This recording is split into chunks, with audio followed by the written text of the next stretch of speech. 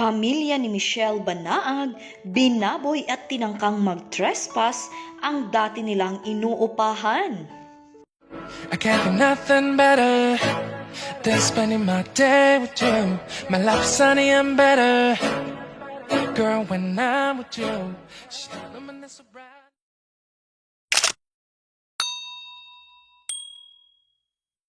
Marami nang naglabasan ngayong linggo sa social media, lalo na ang mga taong apektado sa isyu na naglabasan sa kanilang newsfeed na mga kontrobersiya, lalo na ang isyong kinasangkutan ng komedyante na si Super Tekla na pinagbintangang ng abuso at ng gugutom sa pamilya ni Michelle Banaag na sinumbong kay Raffy Tulfo sa Raffy Tulfo in Action.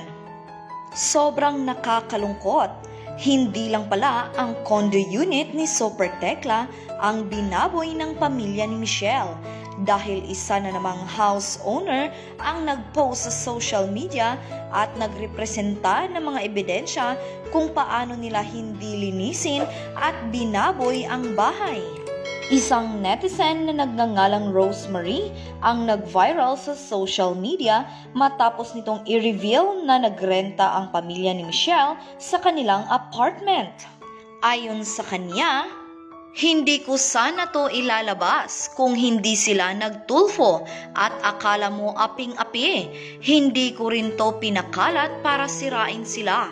Isa lang ito sa paraan upang malaman ng ibang tao kung ano talaga ang ugali nila. Sila po yung sikat na ngayon sa Raffy Tulfo in Action. Sila ay nangupahan sa amin at nag-iwan ng mga bayarin. Sila rin ay naka-blotter sa kadahilan ng ginawang trespassing at paninira. At ito pa, evidence ng kasalahulaan at kadugyutang ginawa nila sa amin." Narito, panoorin nyo ang mga larawan na in-upload ni Rosemary.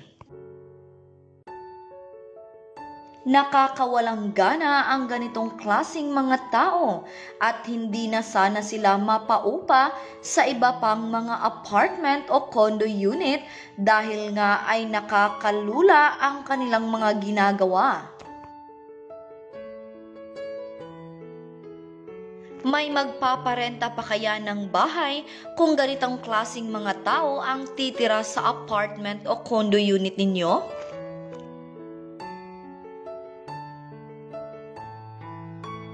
Kung titignan ninyong mabuti, parang napakaganda naman ng apartment na ito, pero hindi lang talaga inalagaan ng pamilya ni Michelle.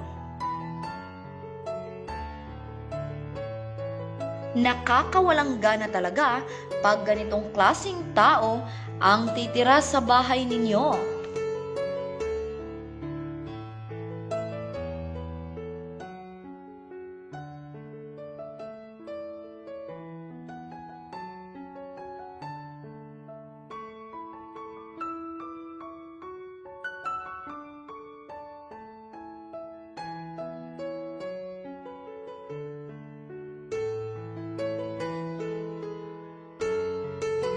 Narito naman ang ilang mga reaksyon ng mga netizens.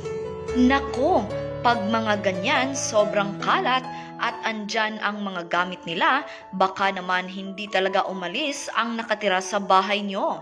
Baka naman pinaalis nyo talaga ang nakatira dyan sa inyo dahil andyan lahat ng mga gamit nila. Kapal naman ng mukha ni Michelle, may mukha ka pang sumugod sa bahay ni Idol Raffy para manghingi ng pustiso. Saan ka ba kumukuha ng lakas na magpunta dyan na pinagsabihan ka naman na kahit singkong duling, wala ka nang makukuha na tulong kay Idol Raffy? Ang kakapal naman ng mukha mo, Michelle. Napanood namin ang vlog ni Donita sa condo ni Tekla. Kadiri talaga mga pamilya ni Michelle. Nasa kanila na lahat, dugyot, tamad, adik. Umasa lang sila kay Tekla. Hindi na nahiya palamunin mga hindi na marunong maglinis, pati kinainan, nanggigitata nila langaw dahil tumagal na sa lababo. Mga baboy talaga. Napanood ko yon, sobra kadumi. Grabe kadumi naman yon. Napanood ko video ni Donita, naku po, nakakasuka panoorin. Napkin nasa likod ng TV, panty nakakalat. Yan ba sinasabi ng kapatid ng babae? Mga bote ng soft drinks kung saan-saan andon, tapos mga basura lahat puno. Diyos ko, may baby pa naman sila kasama. Ang galing maglinis ng mga kapatid ng babae. Napakababoy talaga raw ni Bungal. Squatter na squatter talaga. Dapat sa Smoky Mountain tumira, hindi sa kondo. Wala raw mapapala dyan kay Bungal. Grabe, babae na yan. Sabi mo sa interview dun kay Sir Tulfo, naglilinis kayo. Ha ha ha. Ano yan? Para kayo nasa payatas, mga balatuba, kayo mga anak kapal mumukha mo. Oh my God! Grabe pala tong ka-live-in ni Tekla. Napakababoy, ang dami nila, wala man lang nakapaglinis kahit isa sa kanila. Lumabas din ang baho ng babae, sus Ginoo ko, mga walang hiya. Palagay ko, di tao ang nakatira sa condo unit ni Tekla, kundi hayop. Di ganun ang tirahan ng tao, buti pa ang hayop marunong maglinis kesa alagang hayop na alaga ni Tekla. Ano pa ba aasahan sa babaeng yan? Dugyot nga pamilyang yan. Kita nyo na, may table naman kumakain sa sahig. May hangganan ang lahat, tandaan nyo. Palayasin mo nga yan sa kondo mo. Sana Tekla, magising ka na sa ginawa sa'yo ng babae yan. Respetuhin mo ang sarili mo, Tekla. Palayasin mo mga yan, sila ang kawawa, hindi ikaw, Tekla. Kaya nga pag tinulungan ni Sir Raffy Tulfo si Michelle, promise hindi na ako manonood ng RTIA. Nai-imagine ko lang ang naging buhay ni Tekla sa piling ni Michelle at ng pamilya niya kung ganyan ang mga pag-uugali at asal nila. Mabuting tao si Tekla kaya di nagtagal at nahayag sa publiko na nakakawawang buhay na sinapit niya sa mga yan.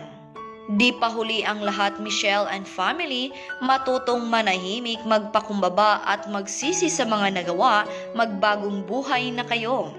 Gumaganti lang yan si Michelle na yan kasi marami siyang pagkakamali at hindi maganda ginawa niya kay Tekla. Ginawa niyang tanga si Tekla, nagsumikap para sa anak at para sa pamilya, tapos gumawa siya ng hindi maganda. Tama lang yan para matapos na. Ano man ang inyong reaksyon o komento sa bagong issue na ito ni Michelle Banaang, ay huwag mahiyang mag-comment sa video na ito. At syempre, huwag nyo rin kalimutan mag-subscribe at i-click po ang bell notification para lagi kayong una sa mga susunod nating video.